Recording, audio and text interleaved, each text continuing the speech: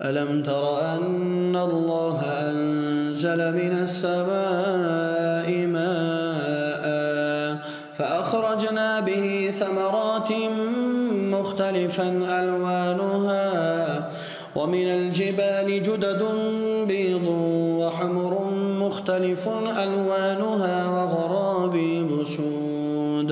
ذرا غور کرو کہ بادلوں سے ایک جیسا پانی برستا ہے، لیکن اس سے مختلف انواع و اقسام کے پھل پیدا ہوتے ہیں۔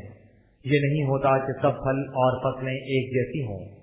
اور پہاڑوں کو دیکھو کہ ان کا مادہ تخلیق ایک ہی تھا، لیکن ان میں مختلف رنگوں کے خطے ہیں، کوئی سفید، کوئی سرخ، کوئی کالا بھجم۔ ومن الناس والدواب والأنعام مختلف ألوانه كذلك إنما يخشى الله من عباده العلماء إن الله عزيز غفور۔ اسی طرح انسان، دیگر حیوان اور مویشی بھی مختلف قسموں کے ہیں۔